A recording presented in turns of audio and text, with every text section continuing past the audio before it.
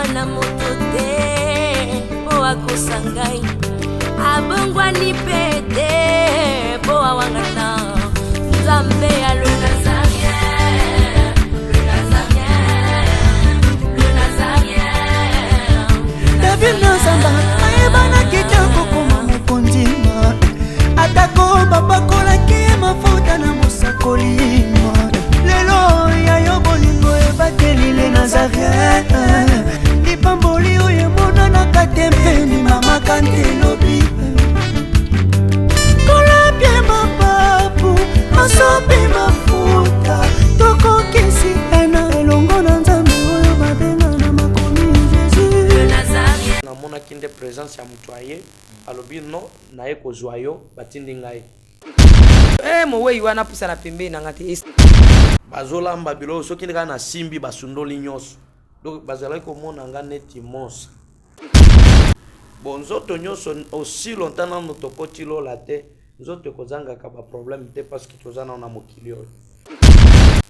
ntango nabandaki lisusu baepe ya kosanza makela na ebandeli nakanisaki lisusu poison ezongi.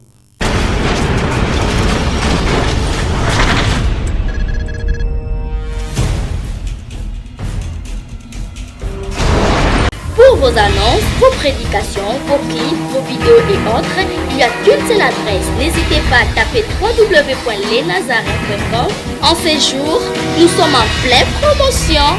Extra matraquage. Olingi promotion ya produit na yo eba na monde entier. Olingi actualité, Olingi visibilité. Contactez les Nazarins. 100% chrétienne, toujours vos amis.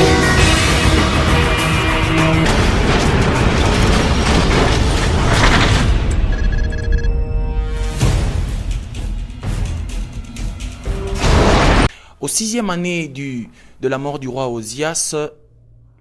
le prophète Ésaïe déclara une chose. Il dit, dans le verset 6 de ses épîtres, il dit, j'ai vu le Seigneur assis sur un trône très élevé et le pan de sa robe remplissait le temple. Madame, messieurs, vous qui suivez le 3W Les Nazariens, votre site, votre chaîne que vous suivez tous les jours, nous vous disons bonjour, shalom, où vous êtes et partout où vous nous suivez. Mesdames, messieurs, aujourd'hui c'est une grande joie pour moi de vous présenter cette émission Table Sainte qui est spéciale. Mais j'ai une parole qui me monte à cœur de vous annoncer mon invité. Je le ferai comme ça. Si le pauvre Lazare du livre de Luc et de Marc revenait, si ce riche-là, qui était en enfer, revenait pour nous dire ce qui s'est passé de l'autre côté. Je sais que les hommes profonds ont déjà compris la profondeur de cette émission. Aujourd'hui, je ne suis pas seul. Je vais présenter et partager avec vous cette gloire de Dieu que nous avons ici dans ce plateau avec la présence de l'Éternel, la sortie Fanny Moko. Bonjour, shalom, maman. Shalom, bonjour, bonsoir à tous ceux-là qui nous suivent en scène et moment. Je vous salue au nom merveilleux de notre Seigneur Jésus-Christ. Aussi à toi, Jérémy Gatamba, mon confrère. Je t'aime bien de l'amour du Christ. C'est un peu ça. Grande est notre joie, encore une fois, d'être avec vous. Je m'en vais déjà vous dire qu'aujourd'hui, nous sommes avec un homme de Dieu que vous avez tellement, vous avez tellement entendu parler à maintes reprises sur cette chaîne. Nous avions diffusé son témoignage et ce témoignage qui a venu beaucoup de gens. Nous avons reçu vos commentaires. Il y en a même qui ont remis leur vie au Seigneur. Il s'agit là donc du pasteur Benjamin Dikamona. Mais avant tout, vous allez le découvrir pour ceux qui ne l'ont jamais vu. Mesdames, messieurs, suivez cet élément et nous nous retrouvons tout juste après. Merci.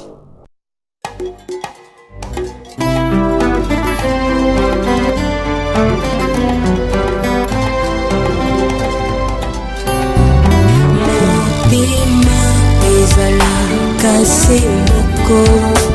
bapesaka na moto yo mingi ngana nzima na pesa na masiya wazali kita moto kati ya motema ezali ya moto ya oyo moto ekoki kopesa na bonzambe na yo na langwe bolingo na yo singai oyo zali pona ngai natali somo ya bato te kasi monene na yo masiya alawe singaye alawe singaye la gloire revienne à notre Seigneur Jésus-Christ. Nous sommes déjà de retour. Je disais tantôt que nous vous avions fait des promesses et aujourd'hui nous le réalisons. J'étais en train de dire table sainte. Plutôt, je devais mentionner que c'est l'émission témoignage que je présente avec Maman Tiffany Mokwa. Maman Tiffany Mokwa, plaisir nayo yamokola lotolaka ki ba téléspectateur na biso ke tokozala elongo na pasteur Benjamin Kasito. Sukisi par comment na. Oui, parce que nous marchons avec le Christ. Neka tolobaka que bolingo na biso na bandeko imatara toujours imatara. Toko sarate tolobaka vérité parce que ce te promettre toyebi Nzambe otozo sambi azana makoki okokisa to prometaki bana na Nzambe ki tokozala na papa Benjamin et puis eza d'une manière miraculeuse nde tozui papa Benjamin hein? Donc to kopambwama elongo na bango. Donc aza vraiment na biso na téléphone tembalele ki tozoki na téléphone mais bato tembe ba cheka tembe. Et je dis aussi merci pour mon pays hein. Là tu m'as pas demandé, tu m'as pas posé la question. J'ai dit à tous les Congolais, à toutes les Congolaises qui sont partout dans le monde entier, on est de cœur, on est de cœur. Ce nazabu ezaka konorer mboka na ngota c'est na congolaise à solo parce que la Bible dit nous devons prier aussi pour la nation, pour notre pays. Et comme j'aime oui, notre bonheur en dépend. Donc, comme j'aime bien mon pays, et me voici donc en RDC, na bon ngana chailo ngisopia na latina kaka lembo ya République démocratique du Congo poto ko gagna kaka nzamba sa biso ka ngolu po biso el kambo chance te hein. Toi na posa ke bonheur ezala na mboka na biso équipe kebeta yeli biso pe coupewana ezali sumute ko soutenir mboka na yo. Et moi je suis derrière le Seigneur Jésus-Christ oiseau pousse à léopard. Bayela biso coupewana. Mboka na biso epambwama kaka na léopard epambwama pe na basali ya Nzambe bao ba monaka pe profondeur ba monaka makamba minene. Alors je m'en vais déjà dire bonjour shalom papa Benjamin. Bonjour. Nous sommes très heureux de vous recevoir. Malobani nyokoki koloba na bae bazolanda na ngonga. Merci. Oui, pas de problème. Na pamboli bana Nzambe nyoso ba o bazolanda biso par audio melelo ba zungolo ya komona biso kokoma na kati ya plateau ya Le Nazarin. Nzambe apambola bino na ba effort bosali pona ko komisanga na plateau afeke bana na Nzambe na mokili mobima ba mona pe biso. Nzambe apambola pe bino ba oyo boyokaka bomona kape lelo bomoni lisusu na kati ya plateau oyo vraiment Nzambe apambola bino. Papa komona yo boye bato ebele barondima te keza yo kasi ngai naza na posa na lobela yo na loba merci na Nzambe oyo apesaki yo souffle de vie.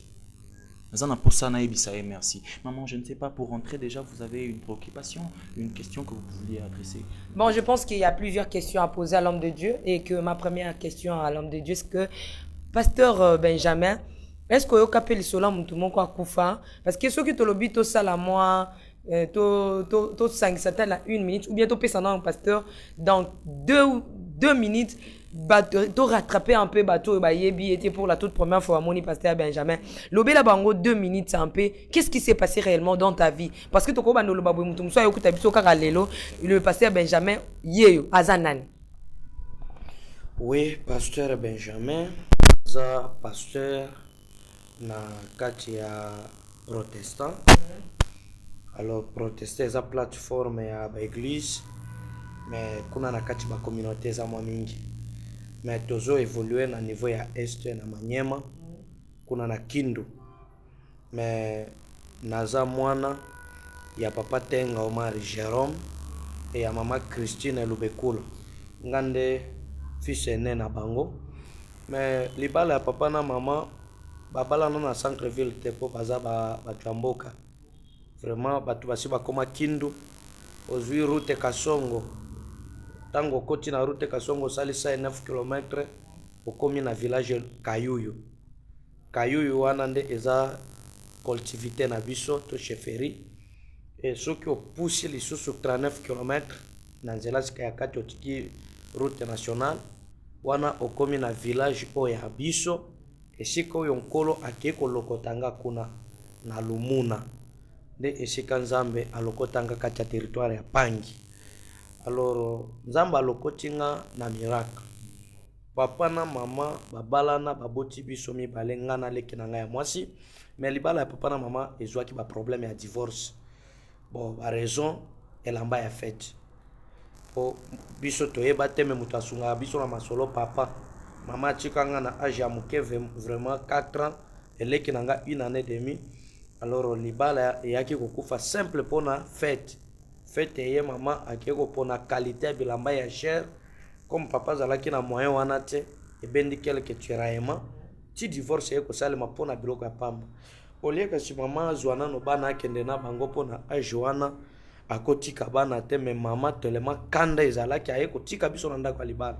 etango totikala na maboko ya papa abali mama mosusu mama oyo nde abokoli ngai naleki na ngai na kati kuna oyebi kaka mama oyo aza ya yo te tokutana na bamwa baproblème et surtout mama oyo ayebi nzambe te mpo moto oyo ayebi nzambe azala na biloko wana te alors mama yango azalaki kokende église rien que mpona koremplir baformalité mais Christ azalaki mpenza na kati na ye te mpo soki Christ azalaka kati na ye melo makambo nyonso oyo asala biso alingaka asala biso te kokosela biso kindoki kokosela biso makambo ebele et arrivé en 2009 na mois de juillet problème eyaki kokota na kati ya ndako selon ndenge bandeko mosusu basi balandi na témoignage problème wana aboyi papa asombela biso bilamba ya kolata mokolo ya proclamation papa mpe azo oblige il faut kaka tolata bilamba mokolo ya proclamation comme ye aboyaki mpo ye nde kolo mpo bazalaki kolinga nde bateka loso ya bilanga pour ke basombela biso bilamba wana comme ye aboyaki papa mpe aplike force eye kobenda akobunda wana papa abeti ye comme papa abetaki mpo na nga naleki na ngai ye epesi ekanda ye na kanda wana ye komona no il faut naboma bana mibale pour ke natikala na kimia na ndako ya libala nde cause mpenza etindaki mama akende kozwela nga naleki na nga poison e poison wana nde ayaki kotiela biso na biloko ya kolia me nga nde nayaki kolia biloko wana mpo abangaki kopesa naleki na ngai etango naye kolia biloko wana malade ebandi na nzoto kaka ye lisusu moto apesaki nga poison amemi nga mbanga hôpital me aboyi koyebisa minganga te ke eza poison ekokóma na hôpital nde esika liwa eyaki kozwa biso na kati hôpital eminganga ntango basali baconstat na bango bamoni ke moto asi akufi balobi na bato bandeko ke bozwa nzoto na bino bozonga na yango ndako mpo moto aza lisusu te e bazwaki nzoto bazongi na yango na ndako mpo na village morgue eza te kuna soki okufika loba nde okufi na baretard nde balali na yo lobi na yango basali enterrement e kome bazongaki na nzoto na ndako e bafandi na yango lobi na yango mpe na batongo kome nzoto ezalaki kobeba talaka epembe ya poison batongo mpenza makasi baye koorganize na ndenge basalaki baenterrement e na ndenge seigneur alingaki likambo yango esalema te alors moma nyonso bato bamonaki nga naza ya kokufa or nga moko na hôpital nga namona teke nakufa na kati hôpital namonaki nde présence ya moto aye alobi no naye kozwa yo batindi ngai olenga natuna nano ye yo oza nani obi outi wapi nga natuna te nzoka aza moto te nzoka aza ange e comme alataki forme ya bomoto azwi ngai tokei ekokoma sika kuna nde balobi no ngonga na yo ya koyawa nano ekoki te tozozongisa yo me tomemaki yo mpo tolakisa yo makambo po ete ozonga kokende kosunga na yango mabota nyonso na mokili mobima kome makambo yango ezalaki mwa mingi nzoka koto na bomoto mbangu akokunda bakundi na bango ngai nayaki kozonga naye kose retrouve na se ya mabele alors presque badetail ebele nakanisi bana nzambe basi balandi ok merci. Merci papa lobi asakotaki kunda azongi omoni bato balobaka radio eza tvt hein? tvp eza radio te tokolinga na topesa na pasteur Benjamin Mbote omona ntango mosusu eza mosuni ya pamba onale mosusu mikwa eza te bachangement esala totala mpena soki aza vraiment lolenge moko na biso frère nga na obanga yo banda hein? Ok merci différence eza te hein, frère non Nangina bengo frère Benjamin. Merci, c'est juste l'ambiance de l'émission. Pasteur Benjamin, nangina tuna est-ce que yoka lisola mutupe bakunda ye lokola yo akufa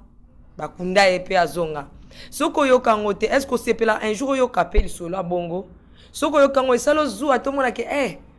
ngaka ndifona zaka fils unique ya Jésus kanga ndifuka nazonga basusu te. Merci beaucoup. Vraiment nayoka lisolo ya mutu akufi alamuki a partir ya Bible onazosima parce que na kati ya Bible eza na ba histoire mwa mingi ya bato bakufa kutu bango basala ba 4 jours neti Lazare 4 jours aye kozwa bomo ya sika neti Batabita akufi me ayaki kozwa bomo ya sika neti ndeko na biso oyo akweyaki na etage moma Paul azoteya abambana mikwa epanzana ebukana me na liloba ya Paul azwaki bomoi. Donc na kati ya Bible lisekwa eza tellement mingi ngai naye kaka kolanda oyo Bible ezoloba na Hébreu 13:8 ke nzambe wana Yesu wana abongwani te azaka ye moko ndenge azalaki lobi akozala lelo elibela na libela pona oyo anga namona kaka ke nzambe aye ko accomplir verset wana po makambo ya sala avant même ata bakoko nanga babotama lelo pe eye kosalema na tango ya biso omanga na lobaka toujours nzambe merci et soki pe asaleli bandeko mosupo omoni nzambe asukeli kaka yanga te ou bien nzambe aza te ke lokola mouchoir oyo kotia ye na poche na yo ya yo moko non nzambe aza ya biso nyonso e asalaka ndenge ye alingi e apesaka mutu na mutu ndenge alingi lelo ekwelanga ekokwela pe ndeko mosusu même pas na Congo ata na pays mosusu ou bien na ville mosusu donc nyonso eza selon choix ya nzambe moko. Pasteur Benjamin, question mosusu ezali est-ce que ça la kondenge nini soko moni bat ni bayoka masolo no potambola pe bapoto bisika mikili ya mindele ndengo kenda kana omona mutu azokima yo azobango parce que ebele baya na témoignage baya nango pour que ba bangisa nango pe bato ba témoignage ebele to komaka mutu aye nango mpona a témoigner te kola zo lokume po bato babanga ye siko soki neti bato bazokoka ko approcher te bazondimaka message mais soka moni mowe wana pusa na pembe na ngate et ça la correction ezalaka ndenge. Oui, na ebandeli nazalaki na problème wana très sérieux na ebandeli parce que na ebandeli talaka ke événement esalemi sur place et bato bamoni yango vraiment na village nazalaka na problème et tina yango ba missionnaire ya protestant na elongo na basango ya catholique bayokanaki po balongolanga na village parce que tango événement esalema nde problème ezalaka place wana donc ezalaki ata na koti ndako boye bato nyonso badeplace na ndako bake kolala ndako mosusu nalalinga moko bazolamba bilo soki ndeka na simbi basundoli nyonso donc bazalaki komona nga neti monstre. Alors au fur et à mesure tozosala musala bazomona pe ndenge makambo ezosalema nazolimwa te et Seigneur asungaki nga vraiment kopesa ngai maîtrise ya komikitisa ekozala vraiment lokola bato nyonso yango nde etindaki sika bato babandi kopusana malembe ezalaka facile te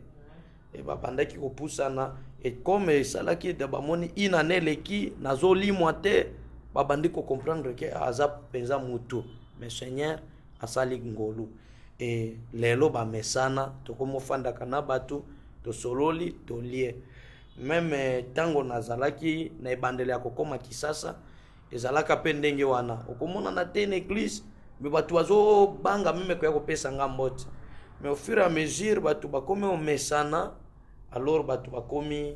finalement kopesa biso bambote kopusana pe kosolola mais kala ezalaka te bato bango moko bazalaki komibangela. Frère Jérémy, na tuna question suka po epozwa. Troisième question na ngeza ko Bible lobi ke Yesu a telemi na tomba Lazare. Alobi Lazare sort. Maintenant Lazare abimi na kunda azalaki na basinga o bakangaki kangaki. Yesu te mutasela musala nabi délier et laisser les aller. Pasteur Benjamin kola sali amonisi kembo na ye. Est-ce que motuna nange zali est-ce que ezana bato pe ba chekaki nzoto na yo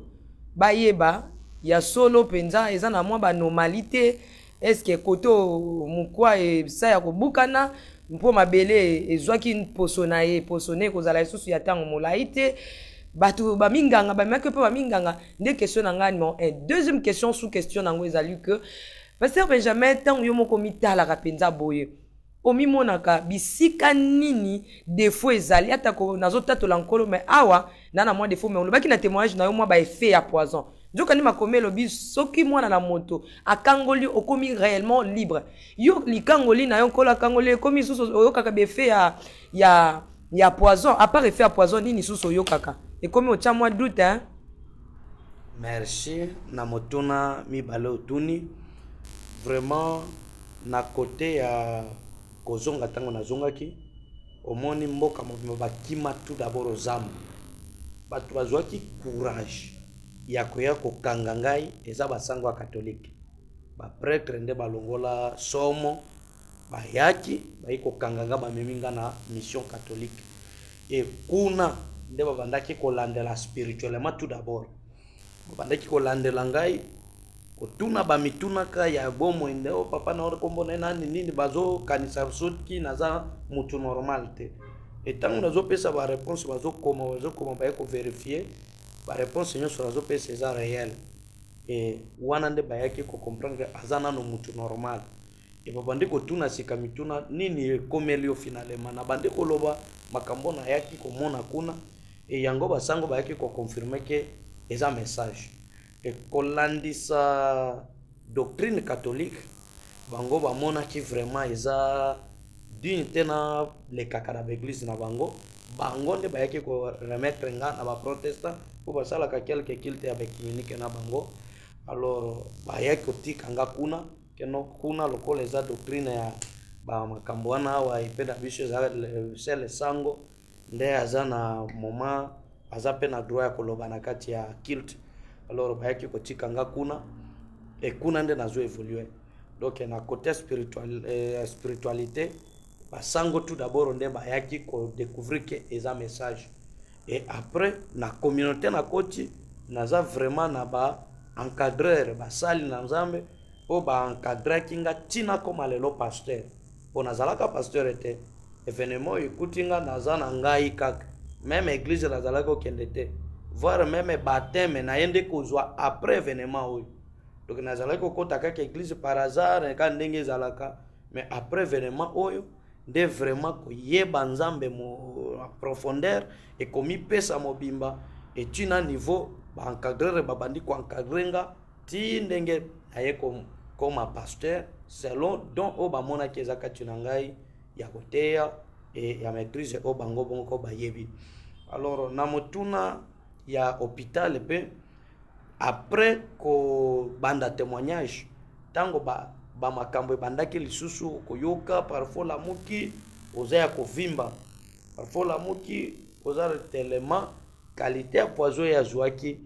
eza vraiment ngolu ata ndenge naza boye eza vraiment ngolu quand même bato mingi ya est oyo baza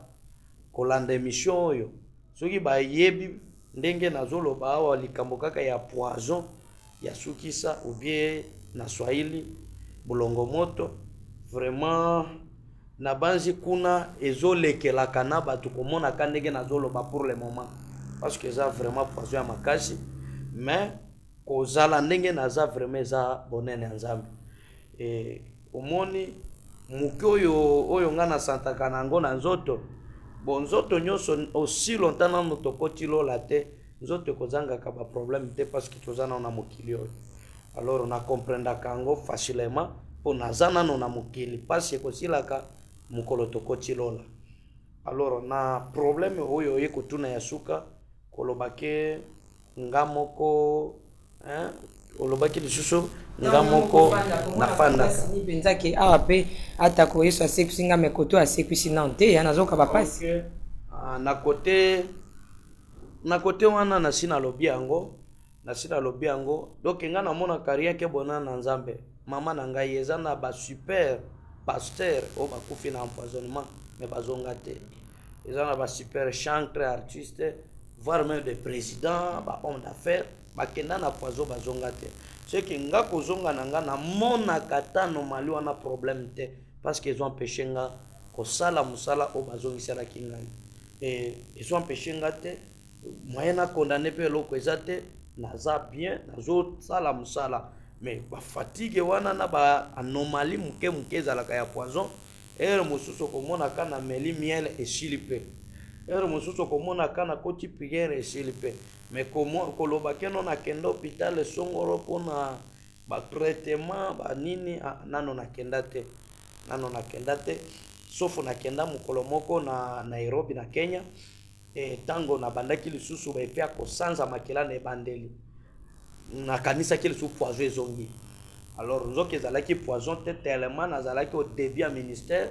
talaka eloko oyo mesana te na début nazalaki koloba mingi ozoloba toujours ya koganga mais crise nano eza te nzoki ebandaki yango moko kocreye lisusu baproblème na nzoto ende bakendaki koloba non atozoteya mais dozaka voix zalaka boye bapesaki nga baconseil e batraitaki esili ti lelo nateyaka na ndenge oyo esengeli ti lelo pasteur Benjamin ateyaka maman Tiffany mais nakolinga kozonga mingi na oyo etali libota bafamille ebele baza kotala biso mpe ntango mosusu baza kovivre badivision bamakambo ebele papa Benjamin Likamona ntango otalaka libota na yo eloko nini oyo omonaka ke esalama oyo okosepela te ke eyela basusu mpe deuxième question nange kozala leson nini effet nini ezwa na libota na yo lelo oyo moko oza responsable nango merci na mutuna wana conseil munene mpo napesaka mingi bafamille eza conseil tout d'abord ya koevite divorce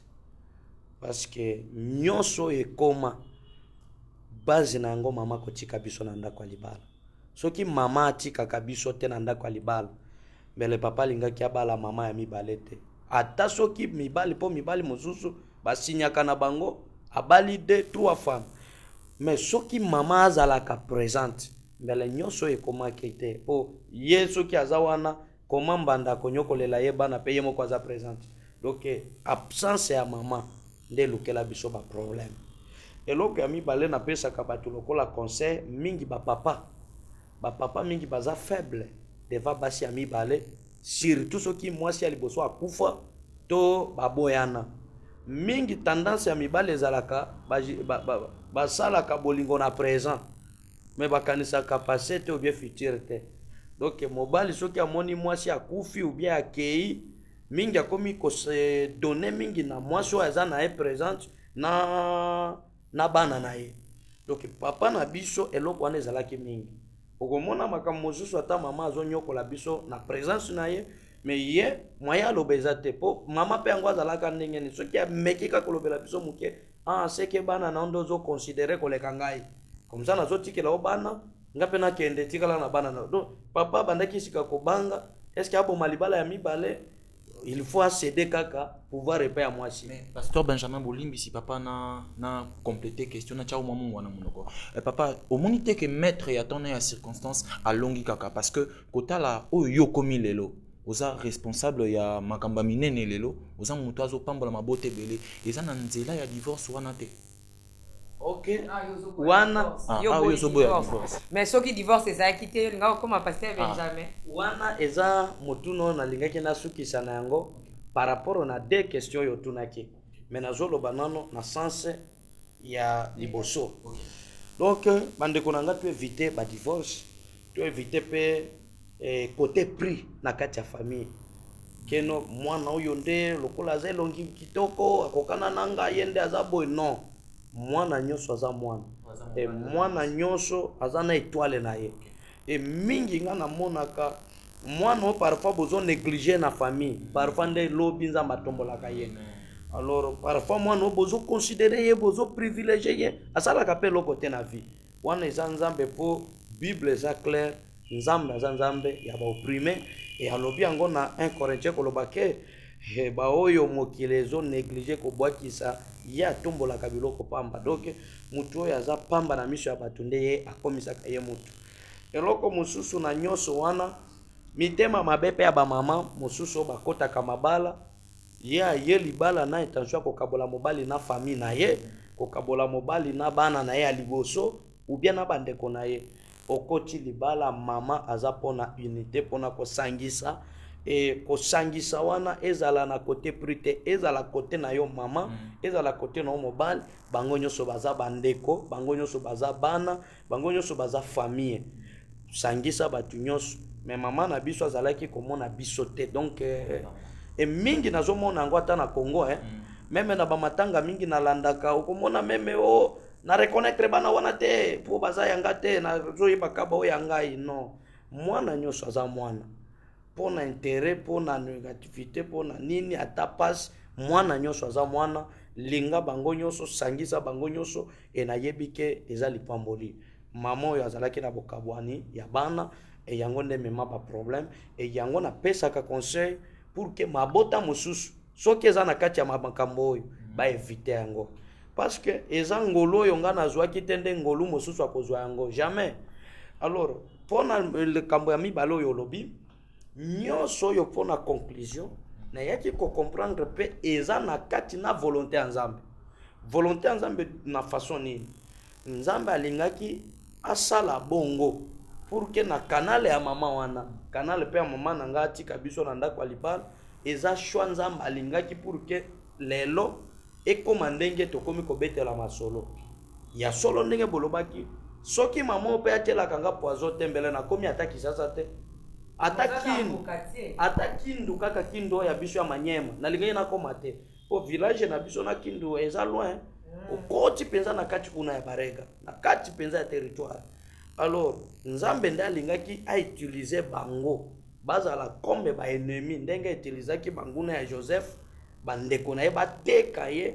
pour que un jour akoma na Égypte et afin de la trône ya primature a gérer même ma grande responsabilité na kati ya Égypte pays ya bopai ezalaki sirkanala koteka ye. Donc namonaka ke souffrance nyonso ezalaka pe parfois ya koéchapper te mais take ba humain les ozo traverser passe esalaka passe na mutema et parfois ezangisaka na kondima mais nzoka nzambe moko nde agéraka biloko nyonso wana. Lelo nde naye ko comprendre ke ezalaki nde pona lelo ndenge naza nde nzambe asalaki kati ya mama wana mais lere ezalaki kosalema na mboka ezalaki pasi na mutema e nazalaki ata koyeba soki un jour ekochangeaka boye c'est que wana eza volonté ya nzambe e yango moi même na kangela mama oyo kanda ou bien ennemi eza te parce que nayaki ko comprendre ke oui nzambe autilisaki ye anyokola ngai aboma ngai pour que lelo nabima nano na village lelo pe nakoma motei surtout ça nani alingaki afongolisa nga Bible nazwa ta ya kutanga Bible ou bien même ya prière nayebaki kaka kuna na village nakokata mbila nakati bilanga nasali mitambo nanga nafandi suka wana mais lelo nakomi koteya nakomi pe komona na presque mokili mobimba donc eza choix ya nzambe. Vraiment nzambe moko azwa lokumu. Pasteur Benjamin olobeli na 4e partie ya épisode olobeli ba pratique sorcellerique tango ba memi on en enfer ba expliquer ki o makambu mingi oyo topesaki na témoignage kasi papa motuna na ngeza boy parmi ba indice ya sorcellerie wana est-ce que moi 2 3 et mon anité na caractère ya maman Alphonsine wana eza question liboso ya mibale est-ce que maman Alphonsine faut obeta c'était ya maman atielaki pasteur Benjamin poison est-ce que ezaki ba pratique bon carrément est-ce que ezaki pratique sorcellerique te kokoma ntina point ya koyina yo bongo. Deuxième question na ngezali papa azaki mama moboti po na yo bambula ye koleka sima kobongola motema na ye esalamaki lolenge nini na circonstance nini ya mama moboti ya mama mobokoli mama mobokoli oui mama bobokoli azalaka nano botoko benga chrétien po nde elobeli ya lelo mutu nyonso azokende église bazobenga kaka ye chrétien. Or eza na différence entre chrétien na croyant. Eza na mutu mosusu andimelaka liloba kota église me nano afandisa Christ te kati na ye mama azalaki na rang wana donc azalaki chaque jour na église avant même événement avant même abala papa chaque jour na mission ya kuna 7e communauté. Donc fouloir na mutolongo kate chaque jour kuna azwa sime pe par responsabilité azaki mécanicien alors tokokoma kuna alors par après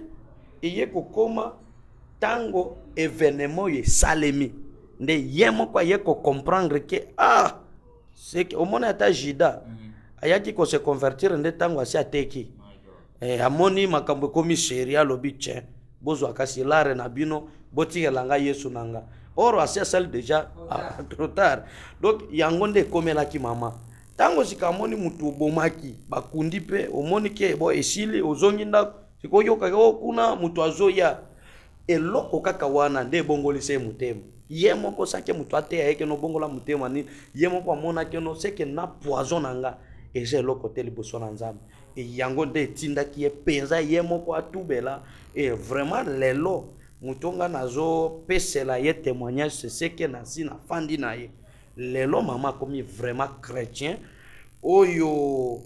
azosambela kati na solo façon yo tozala na ye na façon tokomi lelo bon pona bomoto bwe namoni vraiment a changé complètement. Mais pasteur Benjamin lobaki Jérémie Gatamba ke atilaki au moins pilipili na munga esala moi elengi po ete bana na Nzambe bapambolama motuna nange eza boye obi na yoki témoignage na na lanjango na bokebi nyonso namoni compagnie monene oyo nkolo apamboli yo nango ABC olobi eza koma mama Alphonsine ozwi A B wana Benjamin yo moko C kombo ya Charlie o azali ndeko no bobotem Nathalie injustice a modèle ana pina base na Nzambe ba omona kaka pasi ebongo mutu oyo akendaki kotimbola libulu po oyo bima na kati ya libulu otata ABC na kombo ozota chiffre pasteur te obambana na kati c'est que pasteur a travaillé du néant na parcours ya lycée kwa nayo ososo lisi yango ndenge nini récompense nini pasteur azui azoka récompense ya lola. Merci na motuna kitoko omoni mama journaliste biloko ya mokeleze ya kotikala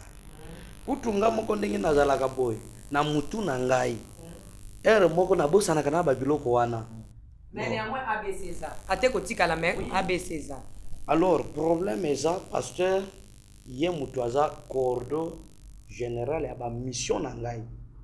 mission évangélique na ngai parcours na ngai nyonso ya mission ye mutu akordonaka yango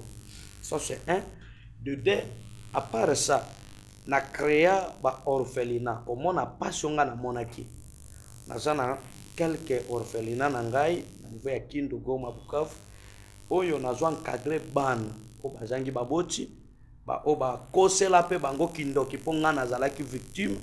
Eza na ba mosusu tilelo bazali banda meme na ville ya Kinshasa oyo. E batu nyonso bamona ye penza shege ndoki nzoka kozanga responsable réel bakoseli kindoki e afandi libanda alors Nzamba pesa kinga mukumba keno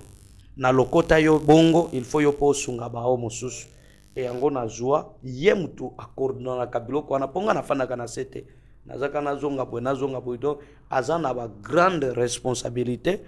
na ba point belé ya ministère nanga mais pasteur oui ya ABC ngaku tunapesa ngo kombo wana te. Mais ce sont des missionnaires. Oyebi yo mutu ba lokoti yo quand même Nzambe po asale la mutu utilisaka toujours batu et batu wana parfois ba koza la bilo mususu bango ba pesi yo conseil moyo tele melango ezate batu ba mbisanga mboka ba memingai même na bimalibanda bango moko ba eko ngona no po epesa harmonie ezala boye bango nde ba pesa engana yake ka kokuta bo na lobi bo gloire à Dieu fandi nango et moyo lisusu ya ko changer et continuer de changer na ba mikanda na ba bidroko na donc etikala bongo et mais ezate que soki kombo ezate nde azwaka 10 mètres mais lokuta pe teza on pe na ninga mabete ya pasteur Benjamin oza pe na itumbu te poso pe total malamu pasteur pas salim sala makasité hein d'ailleurs ko to pesi écoute opportunité belé ce to bito to olobela biso musani ya makasu ya sali azo mérita zaza na ba poste na nyoso aseli pe musama makasité ya kozwa kaka pa ukotimbola ye mta yaki ko sambele lopo bima kuna na kati yo Nzambe yemo mta sekyo na uti koloba lisusu awa ke Nzambe atandeke tofandi bo c'est impossible mona Nzambe ayeboye Nzambe po aya mingi asinkarnaka sur base ya canal songolo Nzambe akokota meme na kati ya mutu aye oyebi na lobango na kati ya témoignage clair ke soki Nzambe abandi likambo akomisaka likambo na etina suka e yomoko lobaki ke Yesu olie tango abengi Lazare sort ye moko lisusu alanda afongola basinga wana me azotinda lisusu ba disciple ke bofungola ye akende donc Nzambe abombaki ka pasteur wana na moment wana pour qu'il utilise ye na problème oyo ya ngai e yango pasteur wana aza canal nzambe akotaki pour que lelo asala oyo ye alingaki assume eza mpe choix na ye te mpona bomoto boye ye mpe alingaki atelema te donc ezalaka nzambe alingaki kaka akanga motema malgré bato nyonso bazobanga papa nano na ngai azobanga bo ye ya ye likambo kaka kondima wana non il faut nasala boye donc mpona yango eza bongo et en plus omoni reconnaissance na mokili il faut kozala reconnaissant na ta mwa part ya mutu oyo azosunga yo na quelque chose pasteur wana apart non babiloko wana ye azalaki proche na nga na bamission nyonso ya kuna na mboka donc ye nde azalaki meme kooriente nga meme banda kolakisa nga koma bafungolaka bible mpo nalobi yango keno nazalaka pasteur te ye avant ke nakoma meme kotanga cours pastoral ye abanda déjà omoni bible ezalaka boye ebandaka verset boye ti verset boye batangaka boye ezala boye soki omoni boye otei boye donc ye azalaki lokola encadreur nano ya liboso e na acte wana nakobungisa yango te na motema na ngai eza lokola ndenge yo mpe ozofacilite nga bandeko bamona ngai na mosika ngai nakokoma partout te naza fantôme te mais à travers média na yo bato bazomona ngai alors na grâce wana soki ke mutu moko abengi nga oh pasteur Benjamin eza boye oyaka koteya nake koteya sur base ya émission na leka awa onalando na Nazare yaka koteya ata na pambola mikuna loba naza ndoki nde nazanga koreconnaitre le Nazaréen donc mutu oyo azosalela yo bolamu il faut mingi kosalaka makasi ya kozongisa mpe bolamu esika wana yango wana Jérémy Gatamba limbisa po tokoyamba sous pasteur Benjamin ba question ezebele non to simbi ko to 5e 4e partie ya témoignage na été to toucher yango te tozo kende kaka likolo me bazo yebisa biso kingonga eke pardon de koskoti ba kisela biso mwa minute na peri na sima kuna tikanga na tuna motuna pasteur Benjamin ebela bandimba zo beba na ba pasteur na bango à cause ba pasteur balingi ko bénéficier na eloko nzamba sale caractère nini yoyo zo sepela nango te poko ka soni te ko bomba na motema te tango tala ka papo atimbola ka libulu to pe pasteur est-ce que comment ko toute la témoignage no to lota comment pe ko kenolela on a te po yango ndezelo ko zo boma bandimi na ba pasteur ke témoignage na ngai ndenge nini vie kutele ngwe comme pasteur via komi kozwa témoignage na ngako keno na banda ko bandimi ke yemta se kuseki nga mais caractère nini yo mona ka ya bien et pas ya pasteur wana et puis ozo mona ke ezo simba te ata to kozala na mais pasteur koto yo et puis eloko ni omoni dans l'ensemble na monde ya ba pasteur tango yo okomi lelo mosali to pe mwana na nzambe et tant que pasteur te hein nini oyo expérimenter lokola mwana na nzambe katikati ya ba pasteur to pe ya lingomba ya ba Kristo wana question na biso to banja to komi ko kena suka question wana eza malamu eloko na monaka ya mabe makasi epa ya pasteur wana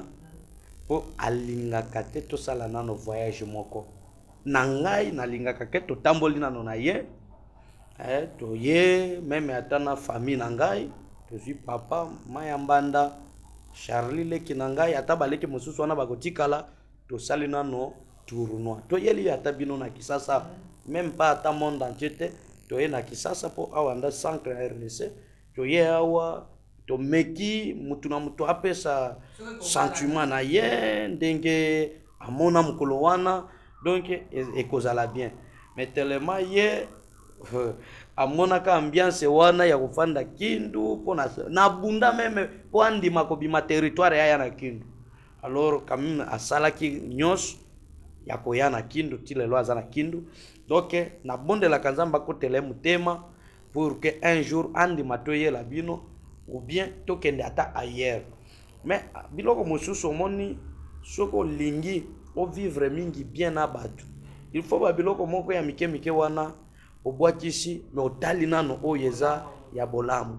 donc nga na mona ka mingi ya pasteur pona ngeza ya bolamu ba biloko mosusu wana ye na nzambe na ye na libota na ye mais ngai na pare na nga na musalo na pesa ye vraiment agiraka bien tozape bien asungaka penga na ba conseil partout place naza eloko ya mibale otuni pona monde ya ba pasteur wana nde problème eza oyo soki na lobi na bato ya cabine babakisela biso minute parce que lelo soki naza na baproblème mingi eza monde ya bapasteur vraiment nakokosa te baeglise ndenge toza boye na bana na nzambe ndenge bozolanda biso monde ya bapasteur eza ya kobeba na baoyo babeba eza pe ya kobika na baoyo babika c'est que na monde ya bapasteur toza déjà na 2 camps et 2 camps wana nde eza na lite 2 camps yango eza nini eza na bapasteur oyo tokobenga bango ndenge frère Patrice ayebaki bapasteur Saulo bapasteur Samson azalaka na nzambe mais aye komona ke oyo aza na yango ezosuffire te il faut abakisa mwa eloko Jésus avec quelque chose bakota baloge bamaison et etinda sika bango bamenansaka baoyo batikala na véritable nzambe e yango nde bitumba toza na yango neti Eli na baprofete ya Bala e nazokebisa bana na nzambe pardon mokolo mosusu nakomemela yo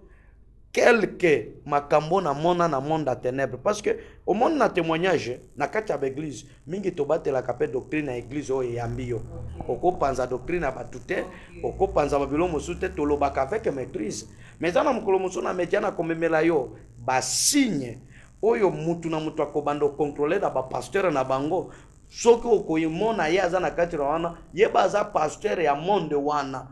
e bapasteur oyo ya nzambe mpe baza eloko na koloba na bana na nzambe toza na moment oyo il faut bana na nzambe bobondela nzambe apesa bino connaissance ya discernement ya koyeba esika nini olingi otia lokolo na yo po monde ya bapasteur bamagicien bakota baoccultiste bakota sorte nyonso ya baaffaire ekomi kuna na basorcier e azoimpose bino maboko na bato oyo bamikomisaka basi na mibale banani bobengaka bango bapede pasteur mais akota loge ya kipede donc bana na nzambe il faut mingi koevite biloko wana bondela nzambe ala po Yesu alobaki nzete na nzete tokoyeba yango na mbuma na yango cheke kote sikoyo bazote ya vérité ya parole afin que bomo ina yo ebika. Pasteur Benjamin, perception numéro et puis parcours nayo parce que bazo sala biso signe kuna déjà ngongebeti boni ozo mitambu sozo après Kinshasa parce que ça qui na Lubumbashi kolo ba déjà na bosolo Pasteur Benjamin komela kibiso na Kinshasa là na zolo Lubumbashi tika na pesa pendant kola pambola maman Sandra donc Sandra que Dieu te bénisse la sœur Sandra que Dieu te bénisse na bando moni Pasteur Benjamin au pambolami parcours na ezani kolongwa ozo nga kindu ezani nini pe numéro na yo to beta cité bongo to soki kozaya suka to na lisusu naza na voyage naza na yango samedi otoza lelo mardi samedi nazokende Angola na Luanda naza wana na 2 semaines kobima wana nazokende Afrique du Sud nazosala kuna 3 semaines e kobima wana nazokende na Paris e nakotambola quelque bisika kolandisa programme ona kokuta na Paris donc naza na parcours missionnaire et après wana nde nazongi na Kindu donc yango nde parcours on naza na yango pour le moment donc à partir à samedi nakozala Kisasa te nako se déplacer et numéro na ngai elekaka presque moi bisika mingi parce que nakota na option wana poete e bandeko bazala na difficulté te ya kozwa biso alors numéro na ngai Vodacom soki oza libanda ya mboka otie code ya RDC plus 243 82 20 54 913 plus 243 82 20 54 913 to plus 243 85 62 62 915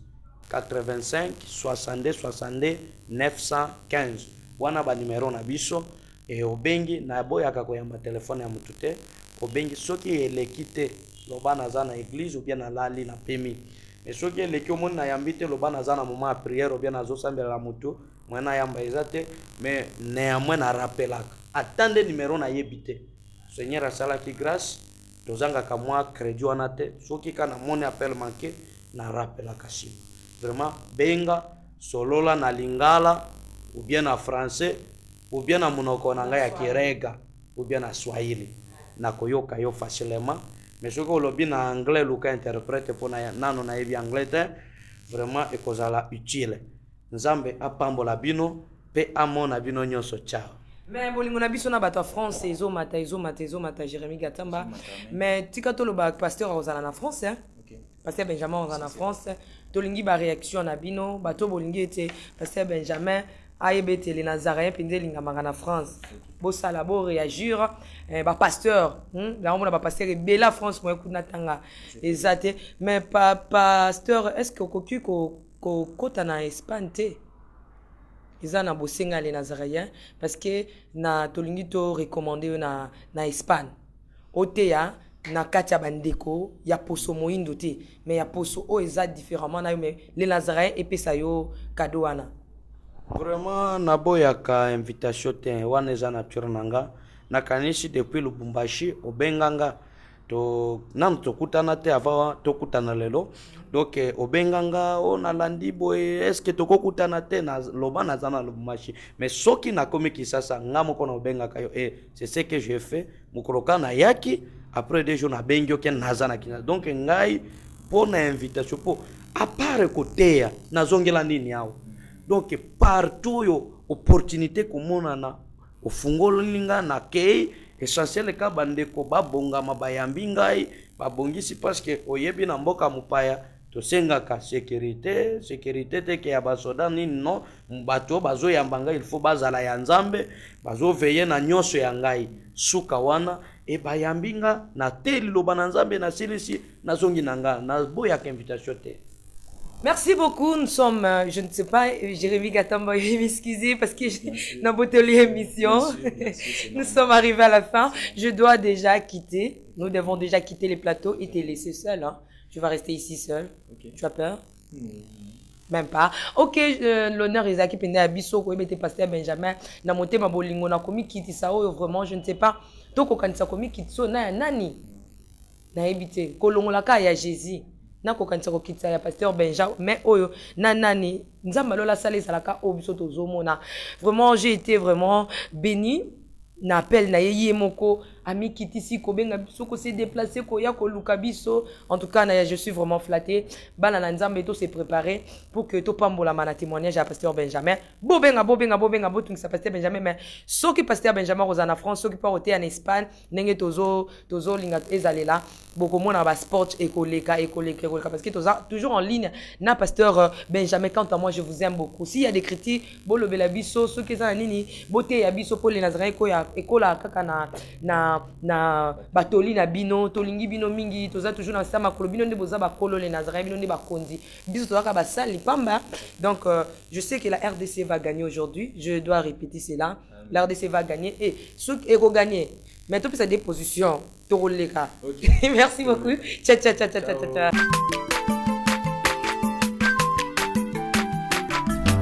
aza mwana moto te po akosangai abongwani pete po awangana Nzambe ya le Nazarien